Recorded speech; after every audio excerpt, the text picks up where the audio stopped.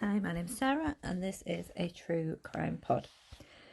So, today I'm going to be doing a case that some of you, well, a lot of you will probably know. I wasn't sure what case to do for my first episode. I've got two other recordings that will probably end up being episode 2 and 3, because I just couldn't decide. So they're good cases, but I decided to pick this one as my first one. So this is the Last Call Killer. One of the reasons I picked it is we just finished watching American Horror Story, the new series, and they loosely based the Mai Tai killer on this killer. So let's get right into it. So I just want to say as well, I did get a lot of information from a book that I read, which I will put in the show notes. It's by Elon Green, and I will pop it in the notes so you can take a look at that if you want. It was a really good, really interesting read. So yeah, if you want to see that, you can check it out. So I'm going to begin May 5th, 1991. It was 10 to 3 on a Sunday afternoon. A maintenance worker found the remains of a gentleman called Peter Stickney Anderson. The maintenance worker used his radio to get in touch with his supervisors. He used to be an EMT, so an emergency medical technician, years before anyway. So he wasn't too, bothered by seeing the remains. However, later he was worried because it was suggested to him to take an AIDS test, as he had actually transported the body to the morgue because no one else on scene could drive a truck. So that's a little bit unusual that he would take the body, but yeah, so he was a bit worried about that. So I want to go on to the police now. So Jay Musser, I hope that's how you say the name, was a tall officer with bangs cut straight across his forehead. That Sunday afternoon, he was actually off duty. He arrived at the rest area at milepost 265.2 to find his colleagues already at work. He had been a trooper for 10 years and was part-time with SWAT as well. So he was a member of Troop J, which was charged with southeastern Pennsylvania's Lancaster and Chester counties, and this was his territory. This was a lonely, forgettable stretch of road. Nothing really happened here. So the last crime that actually happened here was someone who was going 90 mile an hour over the speed limit, which, it's not really braking. And that was 13 years earlier. So nothing, like I say, nothing really going on here, usually. So it's very unusual for something like this to happen. So a dead naked man with visible chest and back wounds found in a trash barrel on the turnpike 30 feet back from this road was a significant event. So Jay Musser, in 7 years on the criminal unit, had only ever seen one other body. The sight was unpleasant, to say the least. So the dead man had wounds to his chest, like I say, and also to his back. The next bit is not, well, the whole thing is obviously not pleasant, but I just want to warn you, this bit is not nice. So he had also had his penis severed, and this had been shoved into his mouth. I can't imagine finding that, or even seeing that myself. So anyway, there was no sign of decomposition, and the body had actually no personal belongings. So at first they actually didn't know that it was Peter Stickney Anderson, because, like I say, there wasn't anything personal on him. What they did discover on further examination of the body was that at least the penis had actually been severed after death. So that wasn't, at least Peter wasn't alive during that, which is something, obviously.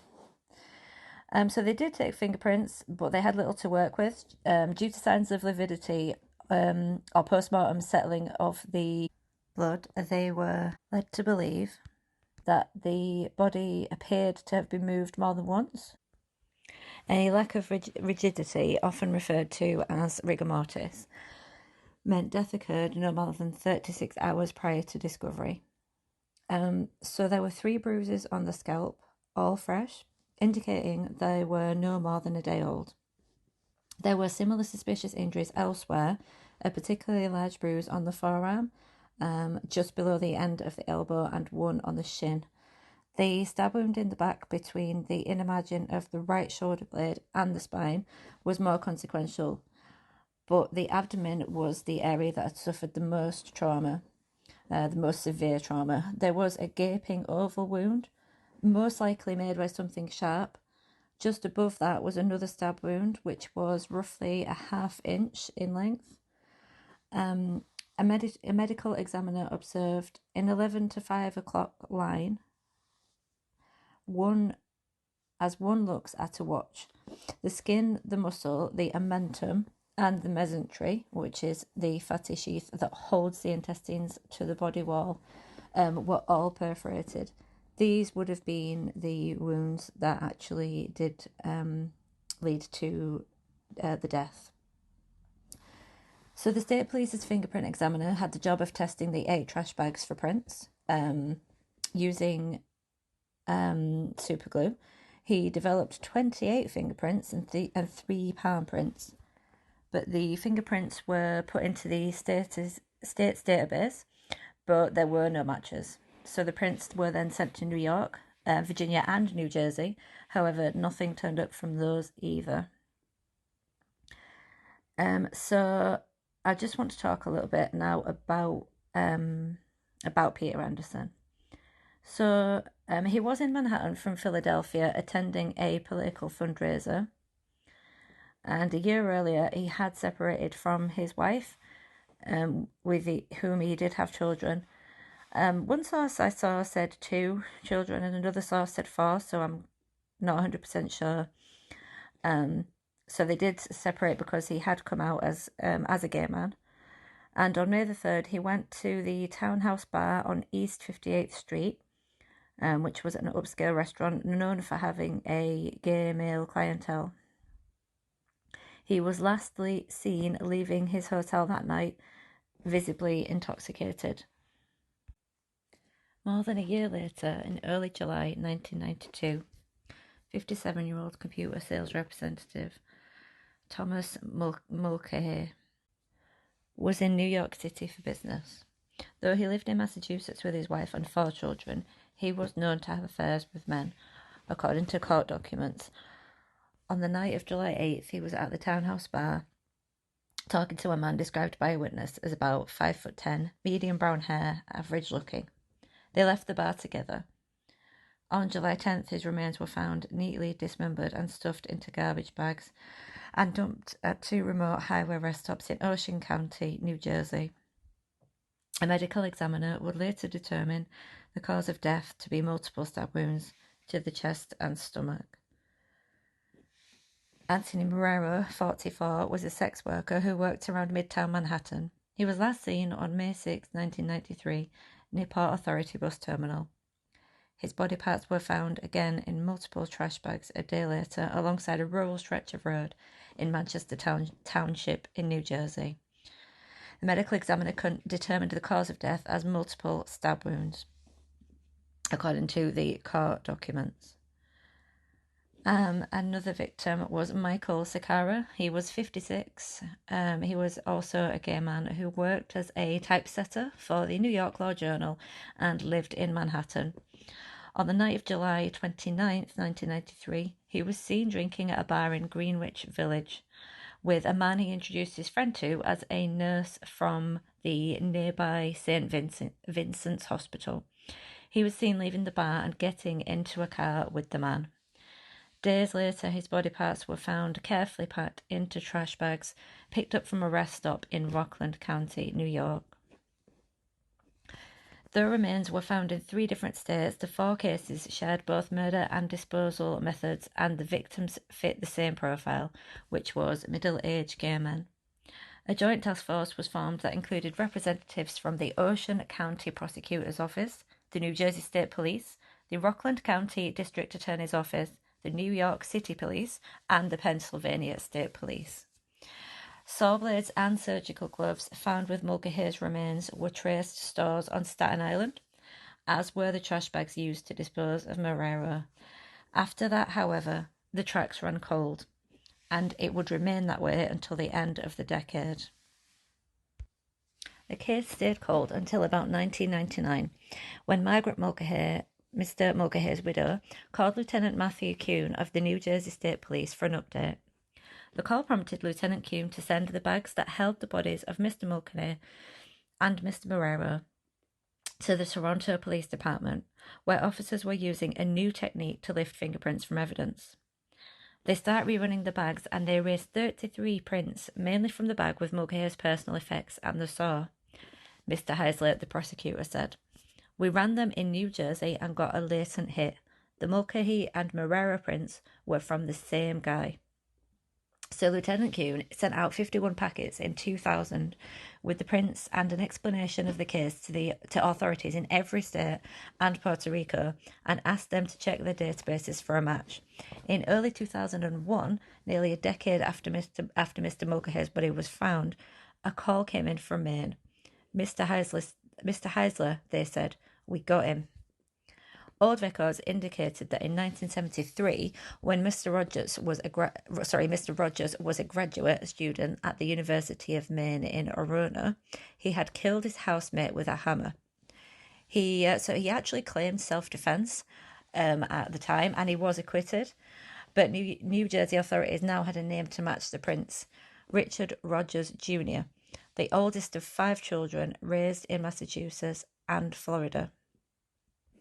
So on May 28, 2001, Mr. Rogers was arrested at Mount Sinai Hospital. When investigators searched his home at 62 Bridge Court on Staten Island, they found a bottle of Versed, a sedative that can be used as a date rape drug, rug fibres consistent with those found with Mr. Mulcahy's body, and several photographs of unknown men on which stab wounds had been drawn, according to court documents.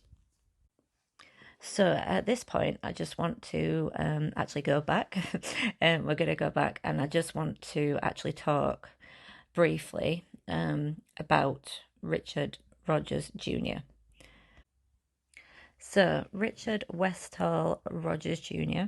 was born June 16th, 1950. He was born in Plymouth, Massachusetts. He was the eldest of 5 children, raised by his father, a lobsterman, and his mother, a telephone worker. In the late 1950s, Rogers and his family relocated to Florida so his father could work a higher-paying sheet metal manufacturing job. As an adolescent, Rogers was skinny and timid. This, along with his effeminate personality and high-pitched voice, which again, I do listen to a podcast and they always say, I feel sorry for the child, not the adult, because I do feel sorry for him because he was bullied when he was at Palmetto High School, and I don't agree with any kind of bullying, so I do feel sorry for him for that side of things. I do not feel sorry for the adult. Feel sorry for the child. But a lot of people get bullied. It does not excuse being a killer in any shape or form. So anyway, sorry, rant. Much to the dismay of his father, Rogers didn't show any interest in sports, instead preferring to go to Girl Scout meetings with his mother. Rogers was also a straight-A student and a member of the French club at his school. In the late 1960s, Rogers this is something I wanted to mention earlier actually as well. Rogers allegedly grabbed a knife from his home and stabbed his neighbour, an older woman, with it. We don't really know the motive for the stabbing, but it is thought by some that the neighbour may have rejected an advance he made, which is strange because, despite him, Rogers is being a gay man, so I'm not sure about that. Because of the attack, Rogers was briefly institutionalized, but then he was released and graduated from Palmetto High School in 1968. So, it's strange because he was institutionalized and not, not put in jail, but he would have only been young, so that does make sense. Anyway, Richard Rogers attended Florida Southern College in Lakeland, Florida. While in college, Rogers was described as a quiet loner who largely kept to himself. However, he did have a few friends, and most notably was his second roommate. He and his roommate were described as being joined at the hip during the majority of their time at university. Although Rogers was not part of any clubs, he and some of his friends joined Circle K, which was a Kiwanis service organisation. So Rogers did graduate from Florida Southern College in 1972 and earned a Bachelor's of Arts degree in French. So I just want to also talk about Frederick Spencer. So in 1973, when Rogers was 23, he attended the University of Maine as a graduate student. He lived in a two-story house with 3 housemates in Orono, Maine. One of Rogers' housemates was Frederick Allen Spencer. He was 22. So Rogers and Spencer were not fond of each other, but there were no instances of violence between them prior to Spencer's death. So it was 28th of April 1973 in the afternoon. Rogers hit Spencer 8 times in the back of the head with a roofing hammer. Luckily, after this happened, Spencer was actually still alive, but Rogers decided to asphyxiate Spencer by placing a plastic bag over his head until he died. He then waited until the evening to dispose of Spencer's body. He wrapped Spencer in his nylon Boy Scout tent, dragged the body out of his home, past the parking lot and into his car. He then drove down Route 116 in Old Town for about a minute, which brought him to the Birdstream Forest where he dumped Spencer's body. Frederick Spencer's body was found by 2 cyclists on the afternoon of May the 1st in 1973. Police were able to identify his body after tracing a key found in his pants to a post office box that he had rented. 3 officers then investigated the home that Spencer had shared with his 3 housemates. In Rogers' room, they discovered bloody fingerprints on the door, a bloody footprint on the floor, blood droplets across the walls, and the hammer as well that was used to kill Spencer. So Rogers was taken to the Orono police barracks and interrogated. During the interrogation, he did admit to killing Spencer, but he claimed it was in self-defense. So Richard Rogers was charged with the murder of Frederick Allen Spencer, but he pled not guilty. Rogers' fingerprints, height and weight were taken, and he was held in the Bangor County Jail without bail for the next 6 months until his trial started. So the trial for the murder of Frederick Allen Spencer began on the October 29th, 1973. And the state was represented by Fuad Salim, the Assistant Attorney General. Testimonies began on October the 31st, and the first testimony was from a medical examiner who stated that Spencer had died from injuries to the head. And the examiner also implied that Spencer's pinky finger was broken during the struggle. On November the 1st, the trial continued and several other witnesses testified. The last person to testify was Richard Rogers. He claimed that Spencer attempted to attack him with the roofing hammer, but he got hold of the hammer during the struggle and hit Spencer in the head with it 8 times in self-defense. I'm sorry, but if somebody was attacking you and you were trying to hit them in self-defense, do you think you need 8 times? I think once would probably stop them attacking you. 8 seems a little bit excessive to me. Um, but anyway, Rogers then said that Spencer was still struggling, so he put a plastic bag over his head until he stopped. See, I think before that stage, if it was self defense, I'm sure he would have probably tried to run away. So I just think that yeah, the self defense sounds like a load of rubbish to me. Um, Rogers attempted to clean the room by throwing out a blood-stained rug. He then waited until it was dark out. Oh yeah, we know that he took his remains, but he said he did this because I just didn't know what to do. I wanted very much to go to the police, but by then I felt it would look very suspicious. Um, yeah, well, anyway. So according to observers, Rogers did an exceptional job testifying. He was very calm, clear, and convincing.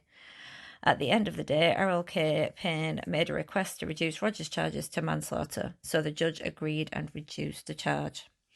The trial ended the next day on November the 2nd, 1973, and the jury deliberated for under 3 hours and reached a verdict of not guilty. So this is, you know, well, I think it's obviously, in my opinion, the wrong choice. Maybe if he'd have been in prison for that, he wouldn't have obviously been able to kill all these other men. But that's how it is. Nothing that we can do, obviously now. So then, I mean, I think it just makes me more angry because the fact that he'd murdered someone and then goes on to be a nurse. So yeah, after he was acquitted, he moved to New York, where, as we know, he did become a nurse. So he went to Pace University School of Nursing and graduated in 1978. And he became a surgical nurse. And he worked in the paediatric ward until his arrest in 2001. On July 11th, 1988, Rogers went into a bar and went to grab a drink instead of going home after work. And whilst he was in this bar, he met a man, which we do not have the name of, and he had a drink and invited a man back to his apartment. Now, after driving the man to his apartment, he asked him if he wanted something to drink there. The man asked for a diet soda, but Rogers decided to bring him orange juice. The man then fell unconscious. Hours later, when he woke up, his hands and ankles were bound to Rogers' bed with hospital ID bracelets. As he lay naked on his back, Rogers injected a needle into him, causing him to lose consciousness again. A few hours later, Rogers dressed the still unconscious man and carried him out of the apartment building. So when the man woke up again, he called his friends, who drove him to the local precinct. And after reporting the assault, he went to the Roosevelt Hospital, where doctors ran several tests on him. They noted the bruises on a vein of his hand. They also took a rape kit, which came back as negative. But Rogers was arrested for the crime in August of that year, but he was acquitted in a non-jury trial in December 1988. The way that he sort of went about it in the trial was, he said that the man had asked him for sex, and he'd asked Rogers to actually tie him up. But I'm sure that is not the case, but that is what he decided to go with. Even though the man had actually got proof, evidence of the events that he was saying, because he had the bruises on the vein of his hand, and he had that from the doctor. Even though he had that, they largely ignored it. Richard's lawyers basically said that the man had dreamt the whole incident. That's what they went for, poking holes in his story, to disprove it. And yeah, so again, Rogers got away with something else. So it's like the fact he got away with the first murder, and then he gets away with this, with this kidnapping, which could have turned into murder, is just ridiculous. But that's that really. So just going back now, forward, I guess, to So yeah, going to when he did get arrested. So it was May 28th, 2001. Police approached Rogers at his job, telling him he was a victim of a credit card fraud so that he would agree to be questioned. And when they made it to the interrogation room, detectives told him that they were actually investigating the murders he was suspected of.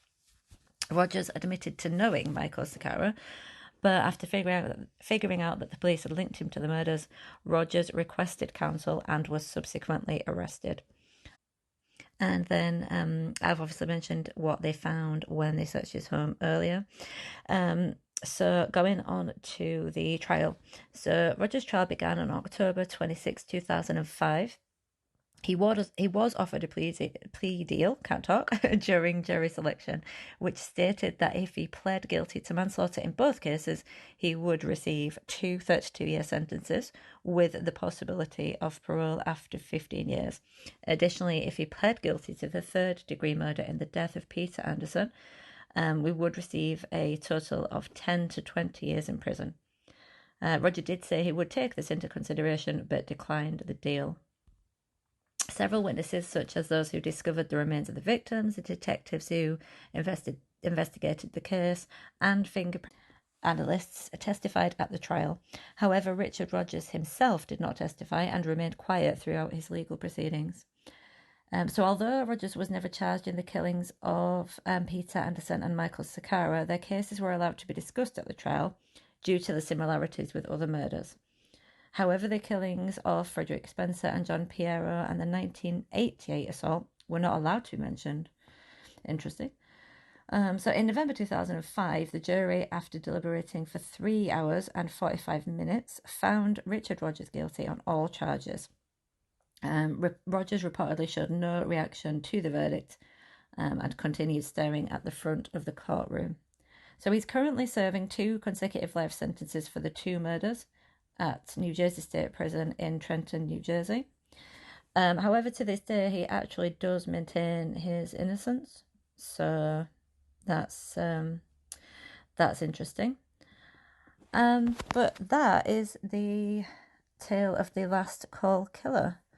So thank you for sticking with me for my first episode. I hope it wasn't too I think it was a little bit over the place, but I'll get there. It's the first one, so hopefully my next one will be better.